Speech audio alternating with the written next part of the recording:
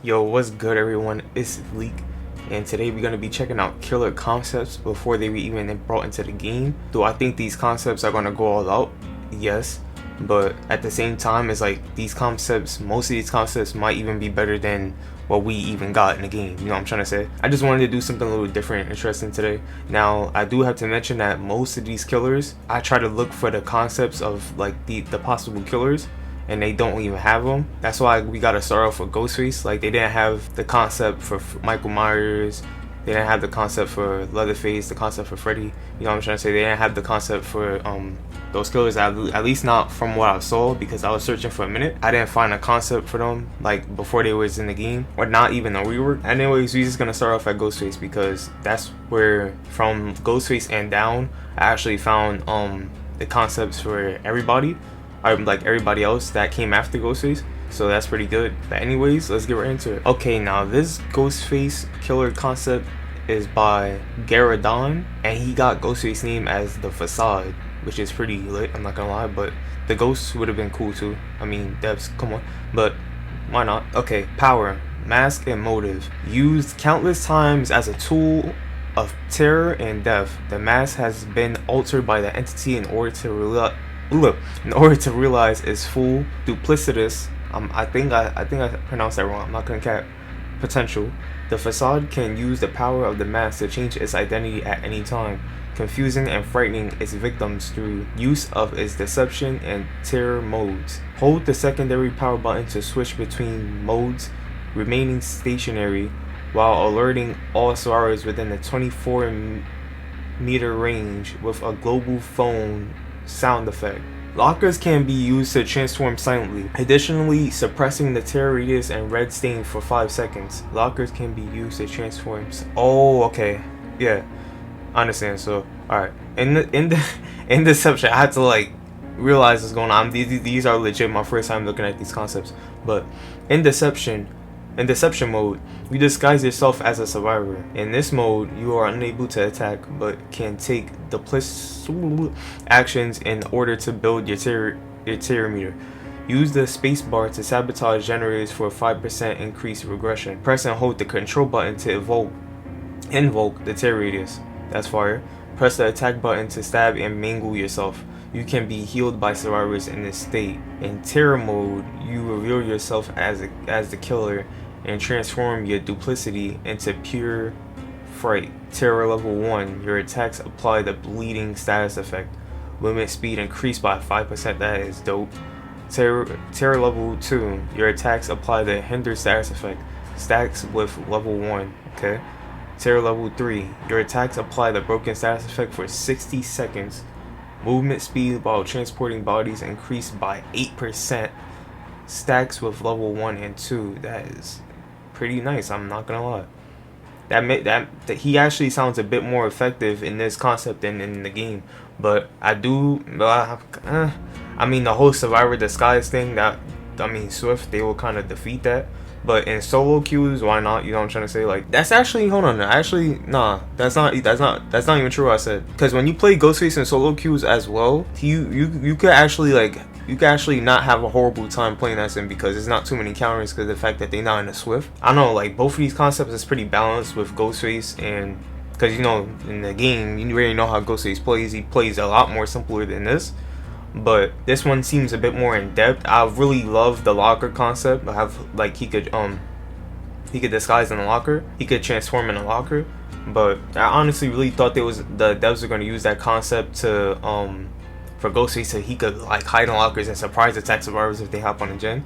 I feel like that would have been lit. Or even like a concept, like, I still didn't get that guy's name, but it was some person on Reddit who made a It concept where Pennywise can transport the lockers. Almost like those could be like, that could be like the map control feature for Pennywise. That would have been lit if they had that for Ghostface, but I get like Ghostface is not really supernatural, so I get they want to stay simple with that. But I feel like that would have been cool because, you know, help with the entity, quote unquote. But this concept does seem pretty lit, I'm not gonna lie. But let's get into these perks though. Gut you like a fish. The survivor's fruitless attempts to save each other fills you with spite. receive an 8, 10, and 12% movement speed boost whenever a survivor is rescued from the hook for 10 seconds during for 10 seconds. During this time, your attacks both blind and bleed your target. Thanks to the movement speed boost, I mean, it'll help M1 killers, and instead of just everybody just having the ability to like just slow survivors down and M2, you know what I'm trying to say? Like, so I feel like that will help M1 killers that just strictly rely on M1ing, like the Trapper, you know, Wraith, like really have to like M1 and use their mind game skills. So I feel like that will help them out with the movement speed. They can make their chases a lot more quicker. Wrong answer. The immense brutality of your attacks make it extremely difficult to escape your grasp. When a survivor escapes your grasp while being carried, they receive the broken status effect for 100, 110, and 120 seconds. This status is removed from the survivor once hooked. The survivor escapes your grasp.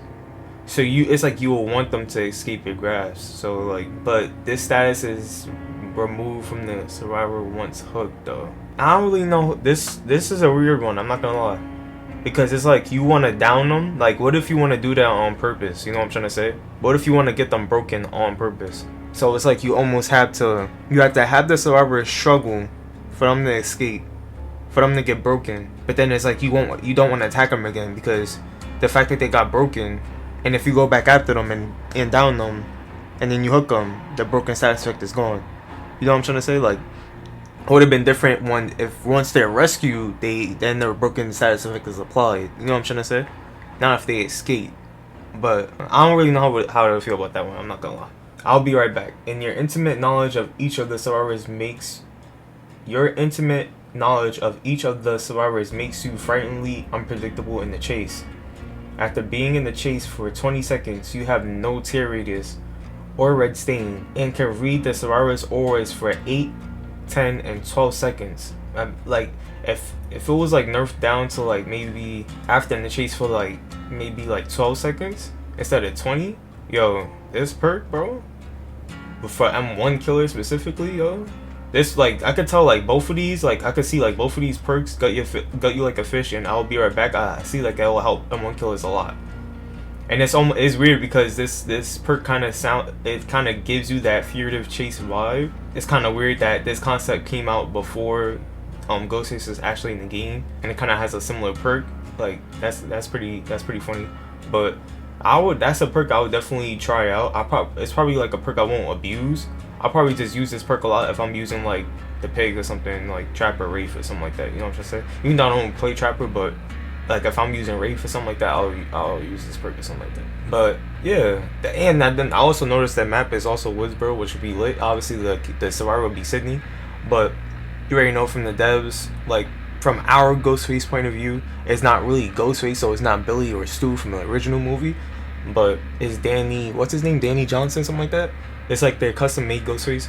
So I mean, it would have been lit if we did get the original Ghostface, so I'm not gonna lie. But this concept was dope though, I'm not gonna lie. Like, I kind of like the way the power is going, even though I feel like the Swift team would kind of find mad counters or like around it. But either way, it sounds like a fun concept regardless, and I feel like that's all that matters. If it's fun, listen, I'll enjoy it, I'll play it. Props to you, bro, honestly. Okay, this next concept is for Demogorgon. This concept is by Ninja Gamer 1337, and let's see what he got. Let me see. Okay, hi, I've been playing this game for about 2 weeks now and came up with the idea of my own killer. I feel like the Demogorgon from Stranger Things would be a cool killer, and considering that the game has other characters from other media, I thought it would work pretty well. I mean, you got your killer, bro. I mean, look. Power, gateway. The Demogorgon has the unique ability to have a mirrored version of the map, much like Freddy's Dream Realm. This version of the map is called the Upside Down. I honestly thought his powers would be much like that, but instead we just get a black abyss of nothing. So, I mean, at least at least he's in the game, you know what I'm trying to say? Like, I'm still grateful he's in the game, but I feel like that would have been a lot more unique just off what you just said right there alone.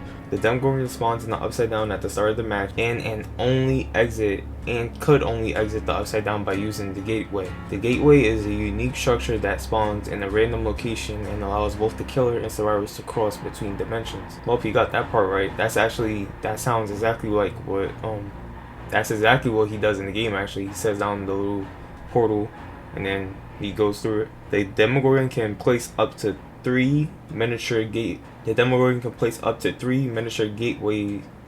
per match. The Demogorgon can place up to 3 miniature gateways per match. Yo, imagine if he did really have only 3 portals. But let me continue. Which can be destroyed by survivors by sealing them, requiring a bar to be filled with skill checks. What? That's crazy how accurate it is though. That's literally his power. While in the Upside Down, the Demogorgon gains a large speed boost. When the Demogorgon finds a survivor in the real world, it can activate the power to teleport back to the Upside Down with the survivor. When the Demogorgon finds a survivor in the real world, it can activate the power to teleport back to the Upside Down with the survivor. Oh, so he could be in the Upside Down with this. Okay. The Demogorgon will be stunned for however seconds before having to hunt down the survivor. While in the Upside Down, the survivor must locate a gateway, and escape from the dimension. If the Demogorgon finds and damages the survivor before they escape, then the Demogorgon can kill them with its own hands. Ooh. While in the Upside Down, the survivor must locate a gateway, and escape from the dimension. If the Demogorgon finds and damages the survivor before they escape, then the Demogorgon can kill them with his own hands. So I'm guessing it might be hard to get them inside the Upside Down then, because it'll either be hard to get them inside the Upside Down or be hard for them to get out the Upside Down. Maybe he could like leave them in the Upside Down and it'll be hard for him to get out, because that's technically a player out of the match temporarily, and they could come back in after they do what they have to do in the Upside Down. I don't know, because it's like, okay, yeah, this one is accurate. Like it hits the power like that he has on the nail, like accurately. But I'm just confused around the killing part, because it's like, it must be, if that's the case, if he could just kill them like that, it must be really hard for him to get them inside the Upside Down, and that's what I'm assuming. But it sounds pretty accurate to what we got in the game, I'm not gonna lie to you. But let's get to the perks. Blood is in the air. Injured survivors are affected by a debuff called Blood Clot. When a survivor with Blood Clot is healed, it alerts the killer to the location the survivor was. Additionally, Blood Clot causes bleeding to form a solid trail instead of droplets. Oh, so the bleeding, so that perk sounds pretty neat. It sounds like a buffed up, that one perk by Pyramid Head, I forgot the name. I forgot, like, you know when you heal a survivor and then you become oblivious and you don't know where the killer is, and you scream as well, revealing your position to the killer. That sounds kind of like Pyramid Head's perk, but I like the fact that you leave a trail of blood instead of just droplets. I find that would be cool to actually see a trail of blood and actually really track down the survivors. Even though just seeing the droplets is really good enough, but seeing the trail of blood would be pretty neat too. So, I mean, pretty neat perk. It sounds a lot like Pyramid Head's perk though, I'm not gonna lie. And that's crazy because this was before Pyramid Head even came out. So luckily for him, he got a perk that's really similar to the perk that he made, which is pretty lit. Horrifying Mole. If a survivor stuns you with a pallet or a flashlight, that survivor is slowed by 5%. An item consumption is increased by 25% for 2 seconds. This ability's slow increases by 1% and duration by 1 second for each stun in the chase with the killer. Oh, okay. That's kind of neat. So that means if you keep getting stunned, it'll increase every second. So instead of 5%, it could increase to like 10%. Yo, that would be crazy though. Imagine like every time you get stunned by a pallet, and you have also enduring too. So having enduring and horrifying mole, that would be pretty lit. I'm not gonna lie. You could just get stunned by a pallet on purpose, have that enduring hit you. Have that pallet hit you, and then the enduring value will come out. You just break the pallet, and then you just keep chasing them. And the fact that you could possibly even like nearly right behind them is really good, especially for M1 killers. Hunting. You become obsessed with one survivor. Each time your session looks at you, you gain a stack of hunting It was supposed. Let me not get into grammar. You gain a stack of hunting to a maximum of 5. For each stack, of hunting you have, your attack radius is increased by 5%. You gain a 5% speed boost to movement, barricade, destruction, and windowing for each survivor in your attack radius. Each time you kill a survivor, you lose 1 maximum stack of hunting. Okay, I'm gonna have to read this again. So that means this perk, low key, this perk is the perk to be really good when you when an obsession is like looping you though. That's when it, because every time they look at you, you gain like a speed boost. That's crazy. That is that's a pretty cool idea though. I'm not gonna lie. So that means every time the obsession look at you, you get a speed boost. That's kind of wild. I'm not gonna lie. But still an interesting concept overall. It's literally the same thing that we got in DVD, except we actually get the upside down, like the full upside down, instead of just getting like a black void. So if we did get the actual upside down, that would have been pretty lit, because it would be just exactly like the show instead of what we got in the game. But I mean, it is what it is. You know what I'm trying to say? He's not here, but he's here at the same time. For the people who bought him, he's here, but for the people who were too late to get him, he's not here because, you know, Netflix took back the license. But still a pretty accurate and lit Demogorgon concept overall. I would love to see him having the actual upside down, where it actually looks like it could be, where it actually looks like the mirror of the map, but just in the upside down version, like how it is in the show. I feel like that would be cool. So cool concept overall, bro. Next we got my boy Pyramid Head as, look, the executioner killer concept, and look what he's called, the executioner. I mean, what else was you gonna call him though? You know what I'm trying to say? But this concept is by Digital Man 123, so give him his props, and let's see what he got to say for this concept. Hi everyone. Easily one of my personal favorite horror slasher characters of all time is Pyramid Head from Silent Hill. So naturally, I'd absolutely love to see him in the Badai. Well, listen, man, look, for the 4th anniversary, I know man's is hype for the 4th anniversary, bro. I'm not gonna cap to you. But now naturally, this is probably more than a pipe dream. Nah, man, you actually got it, and I know you proud. I knew you was proud before, and you probably so proud now. But hey, I have no idea what the state of Konami is at this point, if they even consider giving the Silent Hill license. But I got to thinking about what he might even look like in the game anyway. Here's my idea for if Pyramid Head miraculously makes it into DVD. Well, he miraculously did. Any killer is possible. That's what y'all need to realize. I'm telling you, any killer is possible. But the executioner, a vindictive killer, a manifestation of the desire for punishment that mars guilty souls. Pyramid Head gains power from the selfishness of others.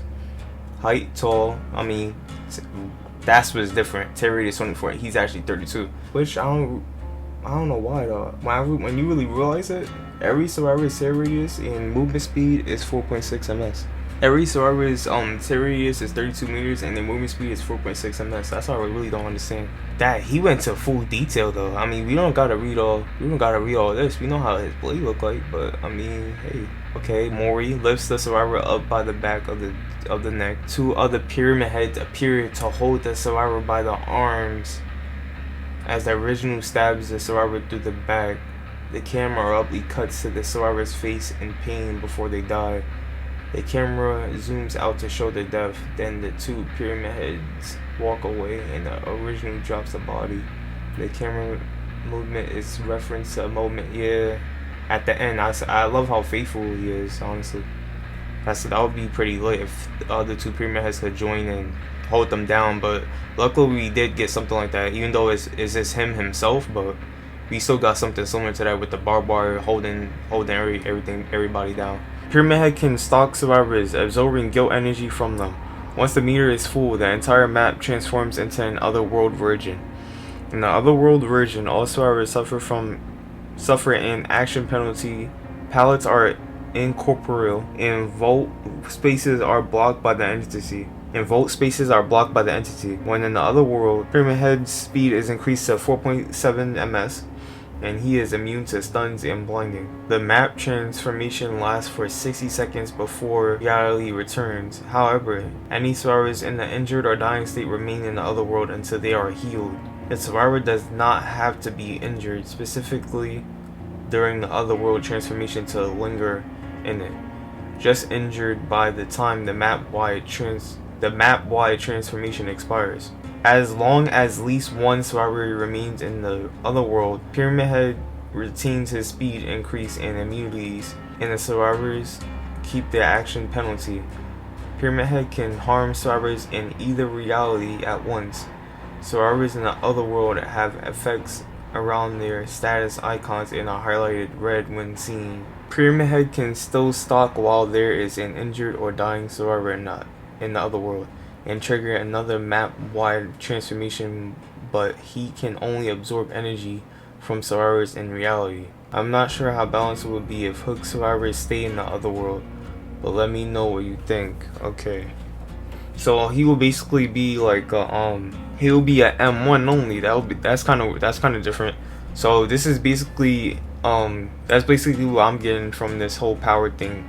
Even though it's kind of like it's a lot more passive instead of aggressive. I mean, yeah, it's the aggressive part because he's immune to any stuns and blinds. It's like, other than that, everything seems a bit more passive. Yeah, but basically this is how it will be if Pyramid Head was the M1 killer and he didn't have that thing that comes out of the ground, the barbed wire and whatever it is that come out of the ground that hits you, that attacks you.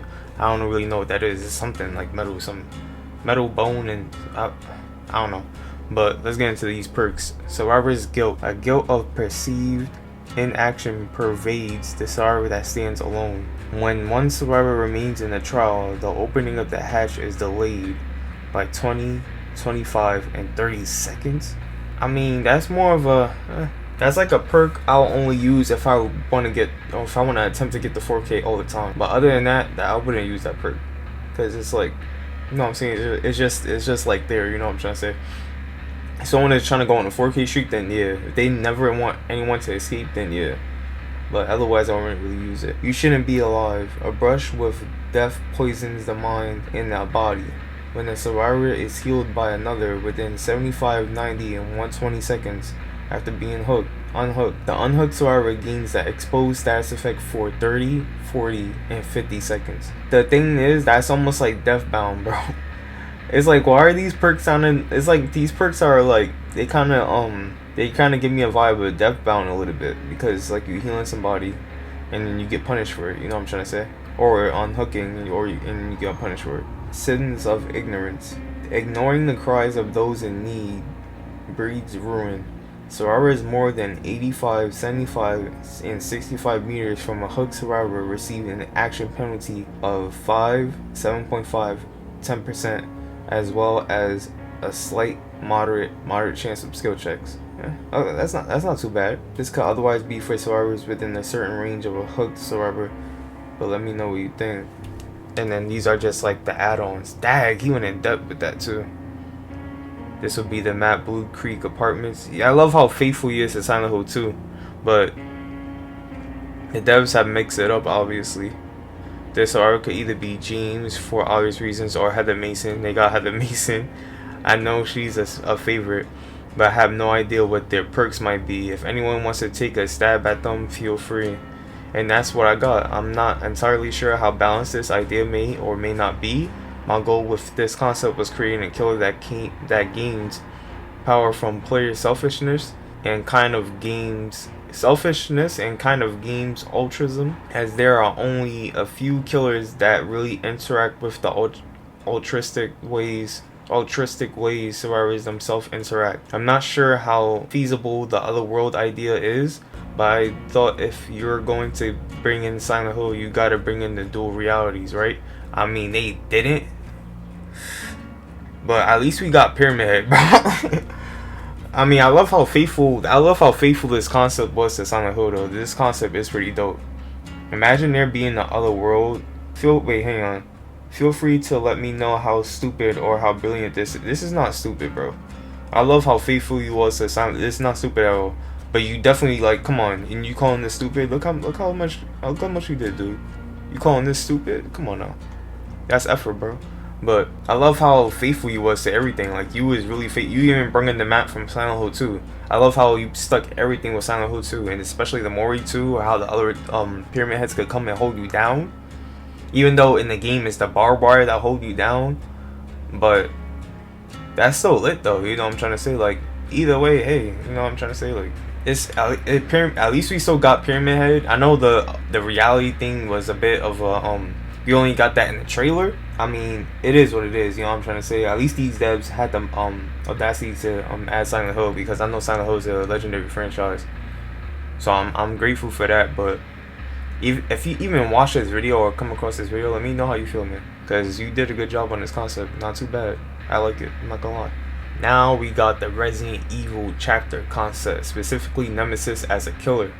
This concept is by Smoking Doggo with guns. Okay. A versatile killer, the Nemesis uses his ability Killing Machine to use several powerful but very limited weapons. That would have been so lit, bro. The fact I was hoping he used what, you know how lit it would have been if he used a flamethrower, dude. Like, come on, or something, dude. Like, don't get me wrong, yes, I mean a whip, I mean, his tentacle thing, yeah, but it's like, come on, it's Nemesis, bro. Come on, bro. It's Nemesis. Like, how are you gonna bring in Nemesis with no weapon, bro? But I mean, it is, we got him. I'm gonna shut up. Listen, it is what it is. But very limited weapons with different uses and effects, while using his more consistent power to run quickly across an entire map while sacrificing the ability to attack when doing so. That would have been lit too. If he could just sprint across the map, that would have been lit. His perks, Seeing Stars, Dead Set, and Unnatural help him capitalize on punishment while ensuring obstacles in his way are destroyed. Movement speed 115%, height, tall, tear radius 40 meters. 40 meters? Okay. Default weapon, that's no, the default weapon, his fist, successful attack. That was accurate, because he does use his fist on the thing.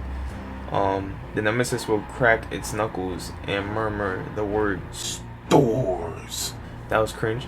Ability, Killing Machine. The Nemesis is proficient with many weapons and tools it can use to dispose of its targets. When starting out the match, the Nemesis will have no ability other than its dash to help it get into intended areas quickly. That will be lit. However, the Nemesis may find one of 3 items only he can use strewn about the map. Yeah. The flamethrower, yes, will slow the Nemesis down to a movement speed of 110%, but allow it to spray out a continuous stream of fire for 8 seconds, injuring and inflicting survivors hit with a deep wound status effect. Yes. Survivors inside these flames for 4 continuous seconds will be down. Once this runs out, the Nemesis will take 5 seconds to discard the item. Yes, flamethrower, bro. That was the go-to. That could have at least been, if y'all wasn't planning to do no rocket launcher, the one that he always uses, y'all could at least throw in a flamethrower. Like, come on, bro. At least throw in a flamethrower with his tentacle or something. Like, mix that up or something like that. Don't just use his tentacle, bro. If you bring in a Nemesis, bring in some type of weaponry, bro. Like, Nemesis, he stay packing all the time. The rocket launcher allows the Nemesis to slow down, aim, and fire a rocket, which will put any survivor in its blast radius into the dying state. The weapon takes a whole 2-second. Hang on a second. Did I read that correct? The rocket launcher allows the Nemesis to slow down, aim, and fire a rocket, which will put any survivor in its blast radius into the dying state. The weapon takes a whole 2 seconds to aim and will make a loud noise cue, alerting survivors to move. That's kind of, bruh. Okay, so wait. What if, like, hold on, is it kind of like Pig, where it's like you can only use the rocket launcher 4 times? You know how Pig only has 4 traps? Can you only use does he only come to 4 rockets? 1 down for each survivor? I mean, that's still easy mode though.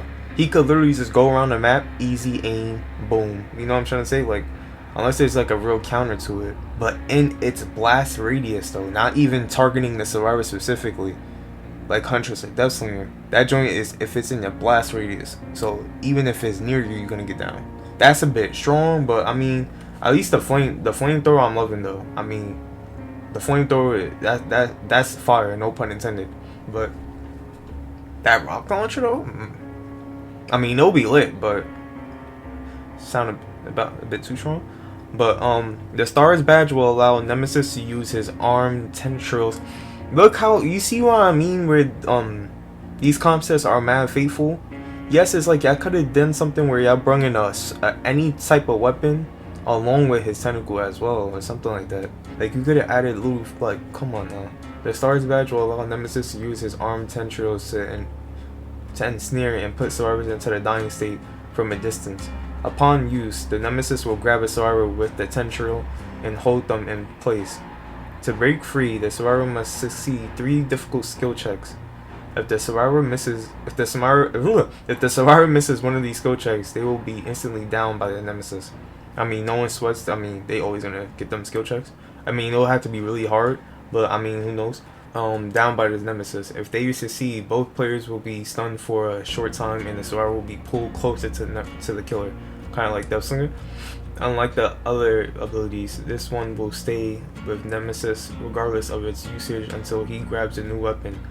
With a cooldown of 30 seconds, and my lips is dumb dry, bro, from me talking this much. With a cooldown of 30 seconds, and 30 seconds in between uses. Okay, that honestly, I'm gonna be real with you. The concept of this central, I think I like that a tad better in the game. I mean, if it was like, if you could grab them with the tendril and hit them with them, like if you could bring them closer to you with the tentacle and hit them with it too, I feel like that would have been better. The fact that you could just hit them with it, I mean, it's just mad, you know what I'm trying to say? And on top of it, the fact that you hit them with them, if they already healthy, or even if they already injured, but they not but if they don't have the T-virus, like if they don't have the infection yet, they're not infected, and if you hit them with the tentacle, the fact that they get a sprint burst, that's the problem. I feel it's like, should vaccines even be a thing? Like, why are vaccines really a thing? You know what I'm trying to say?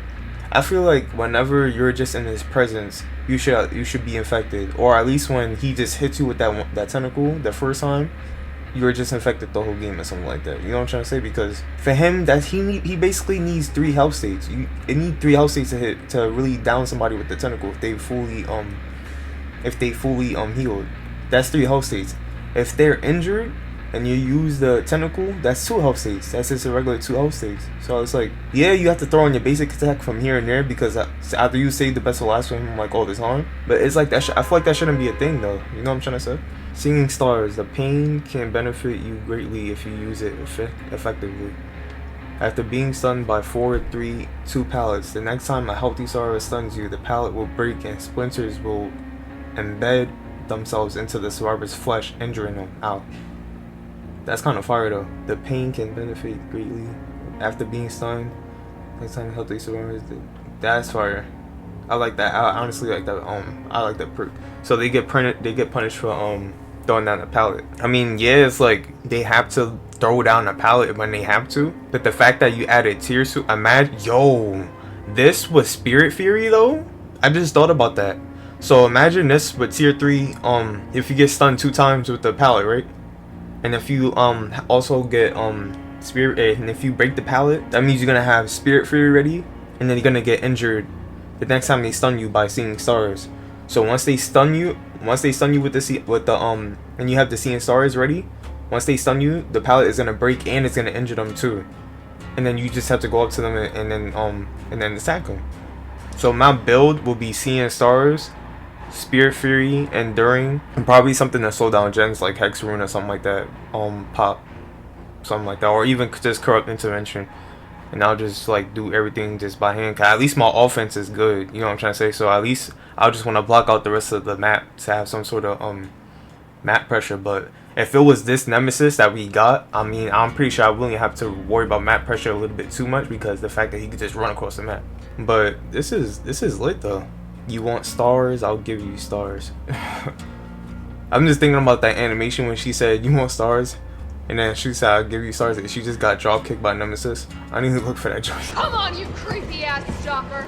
You want stars? I'll give you. Dead set. Nothing will stop you from reaching your goal. After breaking 5, 4, and 3 pallets or walls, you will be able to break and hit through the next pallet or wall with a basic attack. Stars in the Nemesis. Wait, I just ignored that. I just read that perk. I didn't even understand it. Hold on. Okay, so you be able to just punch through it, but is it like when you break the pallet or wall with your basic attack, do you still suffer a cooldown, or do you just after you break it, you just keep going immediately? If you're watching this video, like how is that like? Is it like you just punch it and it breaks immediately and you just keep going, or you punch it and it breaks, you suffer a little tiny cooldown? Lockdown. Your ruthless aggression is inhuman and beyond cruel. After hooking a survivor, the first generator you damage within 20, 25, and 30 seconds will be rendered unfixable for 18, 20, and 30 seconds. Yo, that perk though. Why is that perk so amazing? Your ruthless aggression is inhuman and beyond cruel. After hooking a survivor, the first generator you damage within 20, 25, and 30 seconds will be rendered unfixable for 18, 24, and 30 seconds. You know how much control you have over a map having that perk?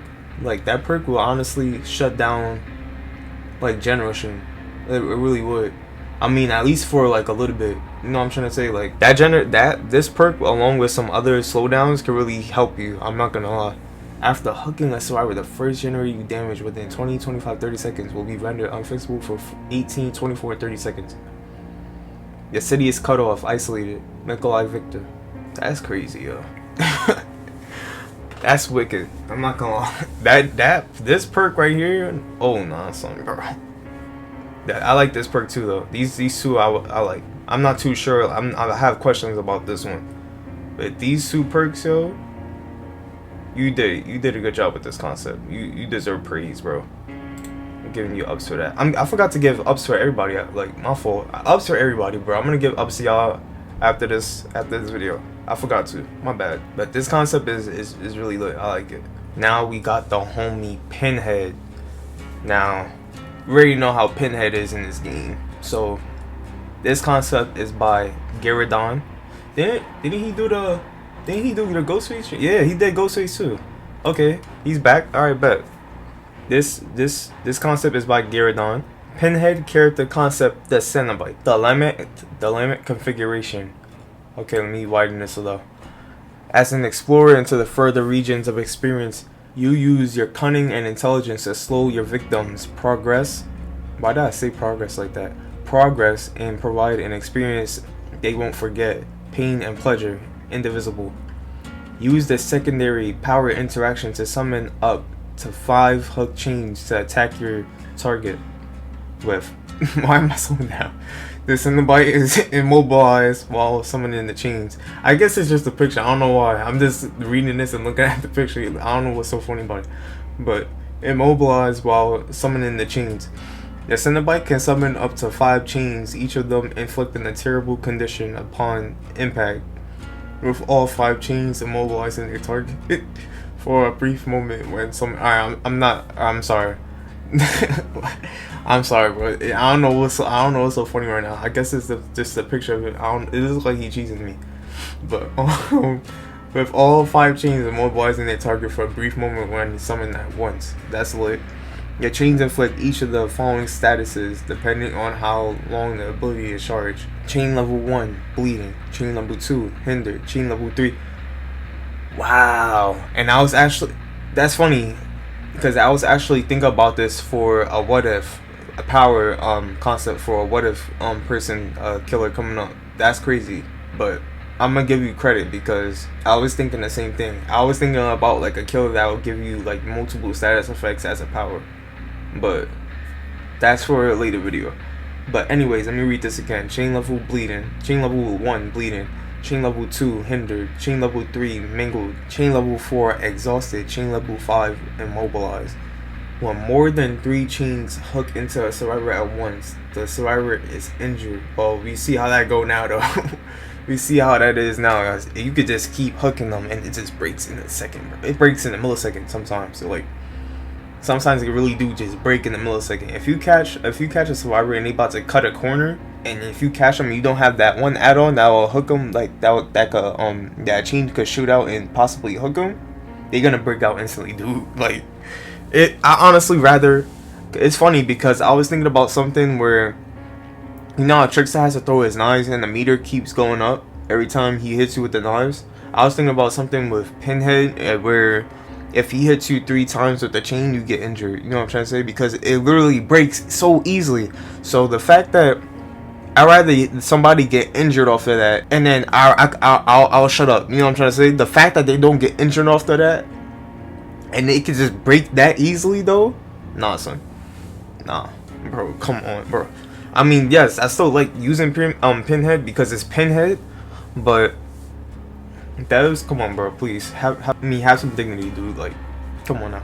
But more than 3 chains hook into a survivor at once, the survivor is injured.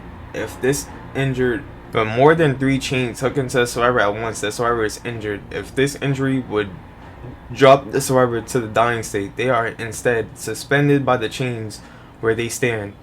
Survivors in this state are unable to recover any health on their own, and attempts to rescue them take longer to perform. The Cenobite can retrieve the survivor from this state. Okay, I feel like I didn't understand that. I feel like I just read that. I was a bit confused for some reason. I don't know why. Let me read this again. Hang on. It's this part I don't understand. Okay, survivors in this state. Okay, survivors in the dying, when they about to reach the dying state, or okay, yeah, survivors in this state are unable to recover any health on their own, and attempts to rescue them take longer to perform. The Cenobite can retrieve the survivor from this state. So it's like the how we have Pinhead now. So you're saying if more than 3 hooks, if more than 3 chains hook into a survivor at once, they get injured, right? And then, and say if that happens again, instead of them getting injured, they just get held down like how it is in the game. Am I correct, or is that wrong? I'll play plural. Bro, if y'all watching this video, please tell me if I'm wrong on anything, bro. If any of you who I watched, if y'all concepts, if I'm wrong about anything, please address me, bro, because I sound retarded right now, bro. I'm not gonna lie. I feel like I sound retarded. Maybe I'm right, maybe I'm wrong, I don't know. Hex time to play. A hex that roots its power in the pleasures of the flesh. After striking a survivor, their aura is revealed to you for 4, 6, and 8 seconds. The hex effect. This looks like a real perk though. Like, this is impressive, bro. How y'all be doing this? This is really lit though. This joint looks like an actual perk that could be in the game. But anyways, after striking a survivor, their aura is revealed to you for 4, 6, 8 seconds. The hex effects persist as long as the radiant hex zone is standing. This is decent. And striking a survivor, their aura is revealed to you for 4, 6. I mean, I don't think it should be a hex though. You know what I'm trying. I feel like it should just be a regular perk. You know what I'm trying to say? After striking a survivor, their aura is revealed to you for 4, 6, 8 seconds, and that's a hex zone. I mean, as long as there's a cooldown to it. I mean, even then, it's like, should it really even be a cooldown to it? Because it's like, I don't know how I feel about this perk. Because it's like, do you really need to see the aura that bad? You know what I'm trying to say? Because you got the scratch marks, and I doubt they will have lucky break like all the time at anything to remove their aura. I mean, not their aura, their scratch marks or blood. So it's like, do you really need to? I mean, I feel like this perk will be good with like for new players. I feel like new players will use this perk a lot to really just get the hang of tracking survivors with like scratch marks and the blood and stuff. I feel like this perk would be good for new players. But like experienced players, I don't feel like they will really use this perk. But I mean, I think it's good for new players though. Taste our pleasures. Your journeys, and I'm over here trying to say this is cringe, bro. Your journeys into the further regions of experience have granted you great insight into the synergies of pleasure and pain. When a survivor is healed from the dying state, your next attack within 30, 45, and 60 seconds inflicts a bleeding, hindered, and exhaustion effects. That's not too bad. Especially the exhaustion joint. So that means that heart will basically be deleted from that game. They can't use that heart, bro. If it is no cooldown though, that's the thing I'm realizing. It's no cooldown, so it's like that will always be consistent. So unless you forgot to add the cooldown, but if this is not meant to have a cooldown, You know how this basically dead hard. You don't have to worry about dead hard the whole game because you got this one perk. That would be amazing. I'm not gonna lie, because dead hard do be saving those lives. Hellbound Heart. It is your victim's flesh you wish to experience, not their skill at engineering. I was about to say that's what he said to Kirsty, but he said it is your flesh we want to experience, not your skills at bargaining.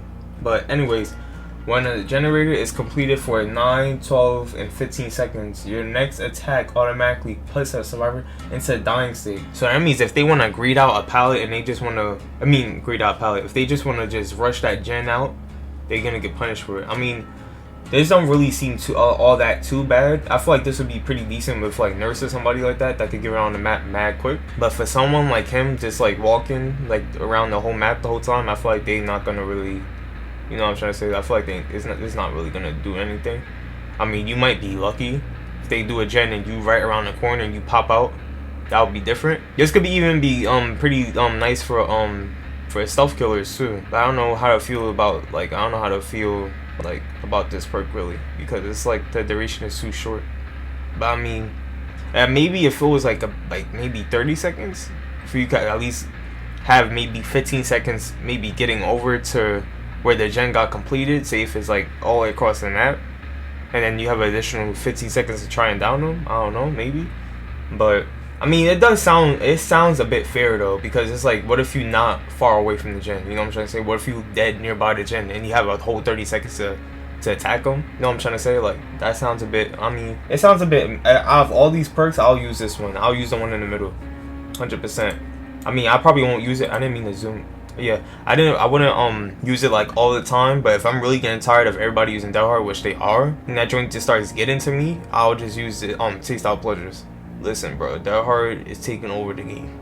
I'm not gonna cap you. Everybody using Dead Hard. And I saw that Q&A that one time, I think it was like 2 days ago, where someone had asked, is Dead Hard getting changes because of the fact that everybody was using Ruin, and then Ruin had gotten changed for killers. So what are you gonna do with the Dead Hard then? You know what I'm trying to say? Like, what's going on with Dead Hard? But anyways, that's a whole different topic. That is the end of these concepts, bro. Oh wait, and then we got the Labyrinth as the map, and yeah, we just got the Labyrinth as the map in the Trinard Institute. Wait, 2 maps? Hold up, 2 maps? Is it 2 maps or am I missing something? And then it says concept 2, so I need to check out that first concept. But I mean, this concept does seem pretty interesting though. I mean, it's like, this pretty much is how he's technically like, but it's just very dumbed down.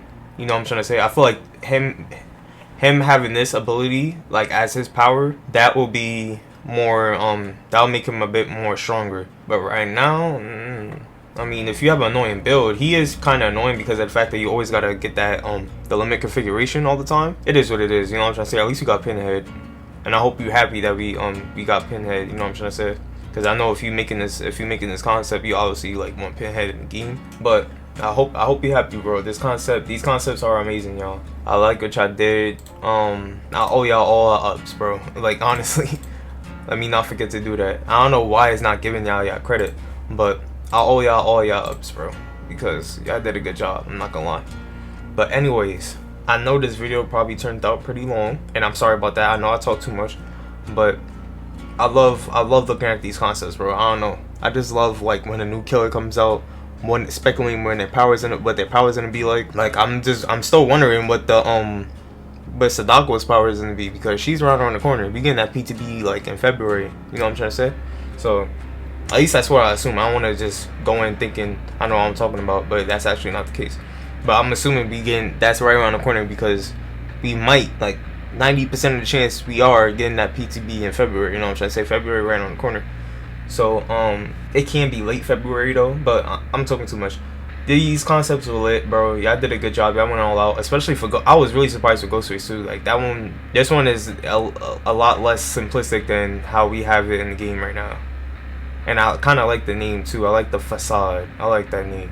I don't know why. Though it's like it should really be the Ghost, because that's just a shorter name that's just a shorter version for Ghostface. But I like the Facade. I don't know, just looking at him and then the Facade, I don't know, it fits very well. But these concepts, y'all did a good job. Y'all did your thing. I'm not gonna lie. Especially this Pyramid Head joint, man. I love how faithful this dude was, to the whole to Silent Hill. He even had this as a map. That's how you know he's faithful, bro. He had this as a map too. Like, come on now, give him his props, bro. Did y'all how many things he got? I better have 65. Come on, bro. Get him to 100, bro. I don't care that he released already. Still give him to 100. But these concepts were good, bro. I'm not gonna lie. These two were my favorite. That's why I'm just had to highlight these two. But y'all did well. I'm just saying, y'all did well. I like the whole thing with Demogorgon 2 where you could just where it's actually the upside down and you get to actually see it as the upside down, like the map as it being the upside down, almost like how when you face Freddy, you in the dream road and that whole map looks just like it just gives you a whole different vibe.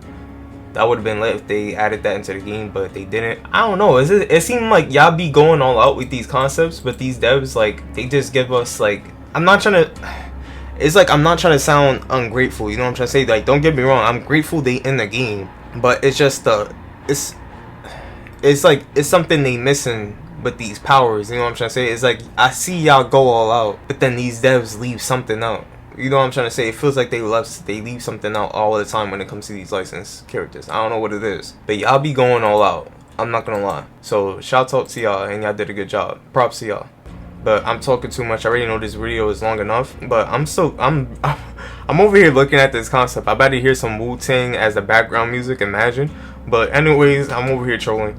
I'm gonna see y'all in the next one. I hope y'all enjoyed the video. If y'all did, hit that like button, and if you new, subscribe. Come on, man. Subscribe to the channel, bro. Come on. But anyways, I love y'all. I'll see y'all in the next one. Take care and peace. To the beat, y'all. Check it out. Come on. 1, 2, y'all. What you going?